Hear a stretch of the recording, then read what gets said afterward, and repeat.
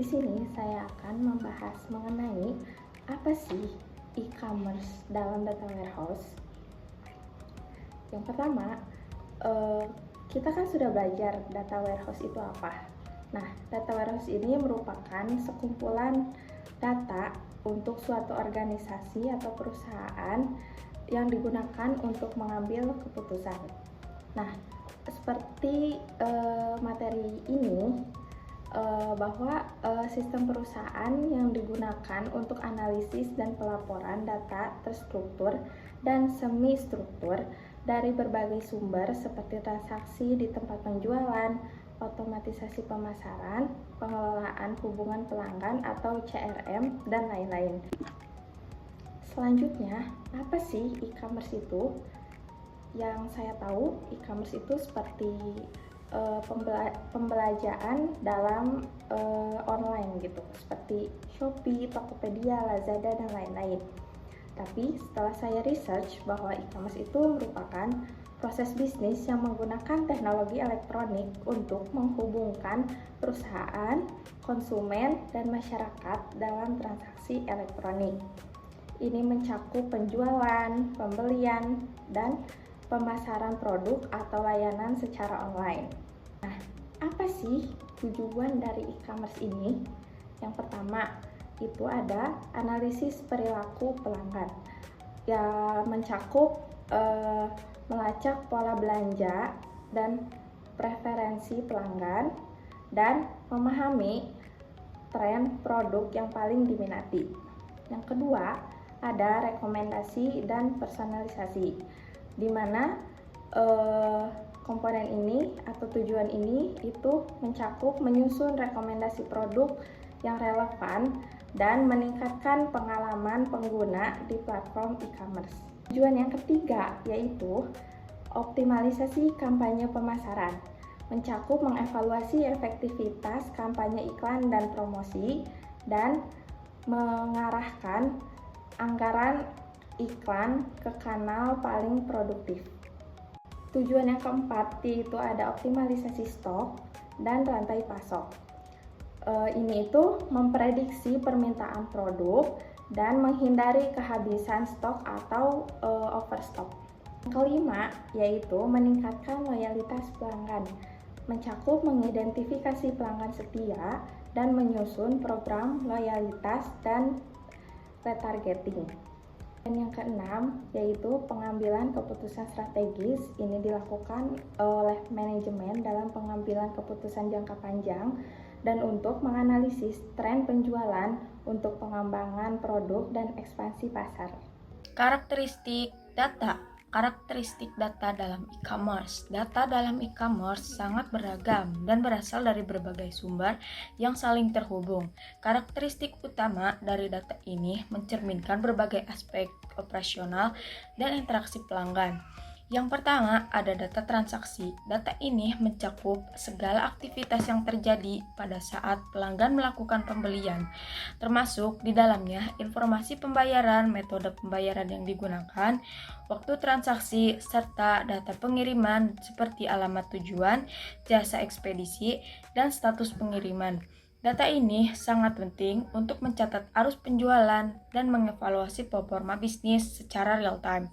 Selanjutnya ada data produk, merupakan informasi terkait produk yang dijual di platform e-commerce. Ini meliputi katalog produk, deskripsi harga, kategori, ketersediaan stok, dan atribut lainnya. Data produk memungkinkan sistem untuk menampilkan informasi yang relevan kepada konsumen dan juga sangat berguna dalam manajemen persediaan serta strategi pemasaran. Yang ketiga, ada data pelanggan, menyimpan informasi mengenai profil pelanggan termasuk preferensi, kebiasaan belanja, riwayat pembelian, dan perilaku saat menggunakan platform.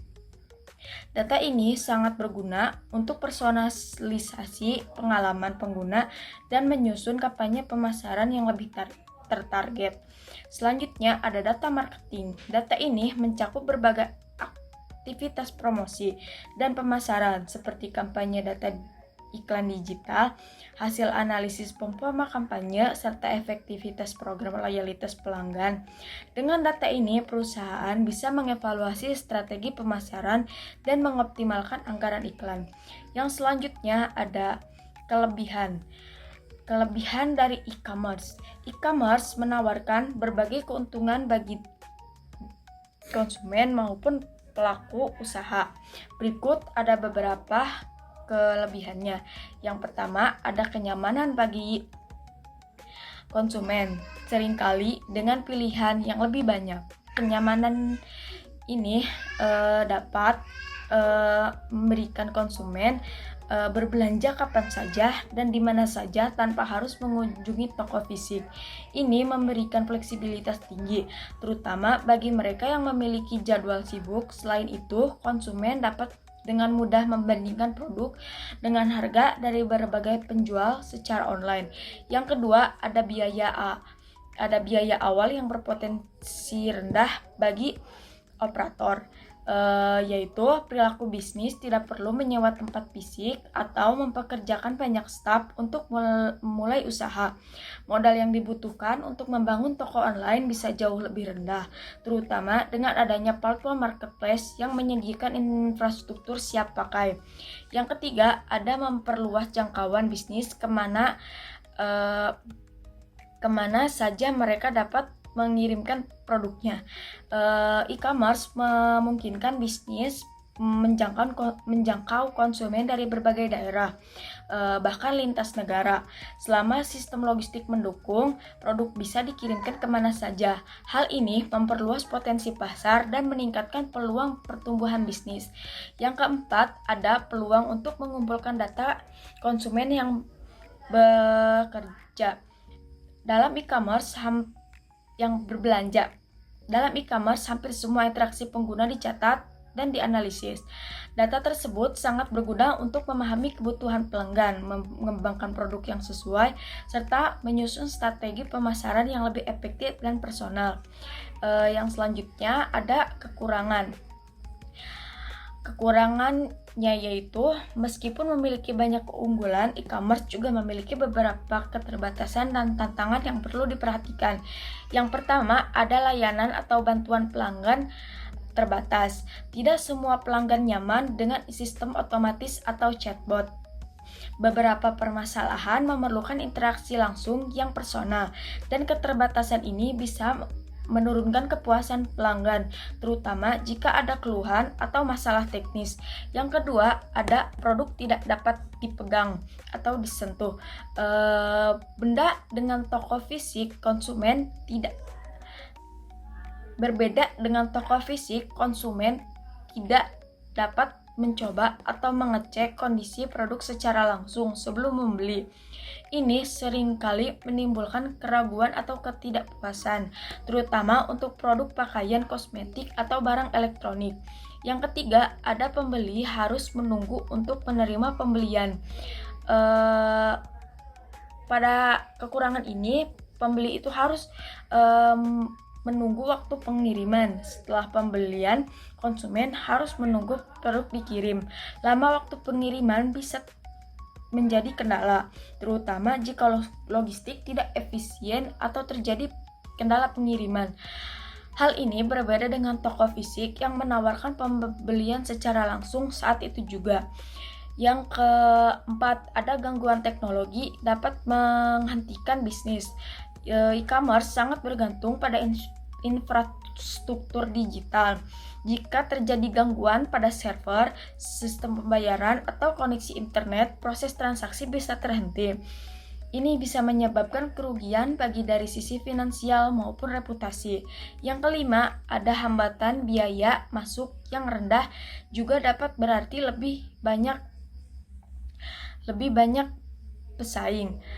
Karena biaya mulai dari bisnis online relatif rendah, banyak pemain baru yang masuk ke pasar. Akibatnya, persaingan menjadi sangat ketat.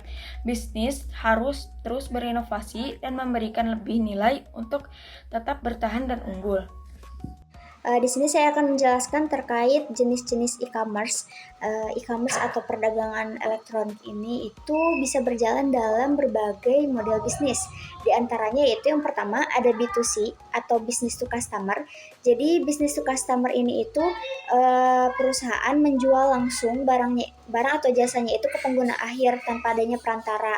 Nah, contohnya itu kayak toko online pakaian, terus aplikasi layanan kebersihan rumah gitu. Jadi ini itu adalah model e-commerce yang sering banget kita temui dan ini tuh sudah menjadi umum kayak gitu. Kemudian ada B2B atau business to business.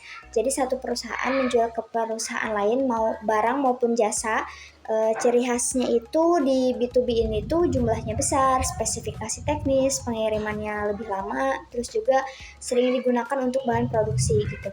Contohnya itu kayak perusahaan bahan bangunan menjual ke kontraktor. Kan kontraktor itu pasti membutuhkan barang-barang itu secara skalanya besar kayak gitu kan. Jadi ini tuh cocok untuk B2B dari perusahaan ke perusahaan. Yang ketiga itu ada B2G atau business to government, yaitu bisnis ke pemerintah. Jadi perusahaan menjadi kontraktor pemerintah, biasanya melalui proses lelang atau pengadaan. Contohnya itu adalah menyediakan alat kantor untuk instansi pemerintah. Yang keempat ada C2C atau customer to customer. Individu menjual ke individu lain lewat platform online. Contohnya kayak ada online shop kayak gitu atau OLX. Kemudian ada C2B, customer to business. Konsumen ke bisnis ini itu jadi individu menawarkan jasa atau layanannya ke perusahaan. Contohnya freelance kayak di TikTok ataupun di Shopee, kemudian ada desain logo untuk bisnis gitu. Jadi kita menawarkan jasa kita ke bisnis atau ke perusahaan ini gitu. Kemudian yang keenam itu ada C2G atau customer to government, jadi interaksi individu dengan pemerintah secara online. Kayak misalkan contohnya itu bayar pajak lewat situs pemerintah, ajukan pengembalian dana pajak. Nah, jadi untuk model e-commerce-nya itu sangat beragam, tergantung siapa yang menjual, siapa yang membeli. Kemudian memahami jenis-jenis ini tuh sangat penting untuk menyesuaikan strategi bisnis kita secara online gitu kan. Kemudian di sini saya akan menjelaskan terkait jenis model pendapatan e-commerce. Jadi bisnis e-commerce ini itu punya banyak banget cara untuk menghasilkan uang gitu. Kita kan udah tahu ya dari jenis-jenisnya yang tadi itu ada 6 gitu. Nah, jadi banyak banget ini ada model pendapatannya juga untuk e-commerce. Nah, model pendapatan yang dipilih itu tergantung bagaimana produk diproduksi, dijual, dan dikirim. Nah, contoh jenis-jenisnya itu yang pertama itu ada dropshipping atau pengiriman langsung.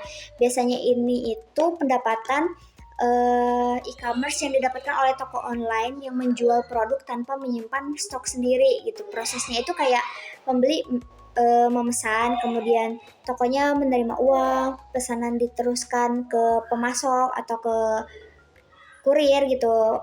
Kurir atau pemasok ini yang ngirimin barang. Nah, untuk dropshipping ini itu cocok untuk pemula karena kita tuh nggak terlalu perlu stok barang kayak gitu. Kemudian ada white label atau pelabelan putih. Jadi di white label di pendapatan white label ini itu produk dari pemasok dibeli dan dikemas ulang dengan merek sendiri. Jadi nggak ada kontrol pada produk, terus hanya pada kemasan dan brandingnya gitu. Kayak misalkan contohnya jualan masker wajah, kita beli secara banyak gitu di salah satu toko, kemudian kita packaging ulang gitu sama pakai nama brand sendiri. Nah, itu tuh termasuk ke pendapatan e-commerce pelabelan putih atau white label.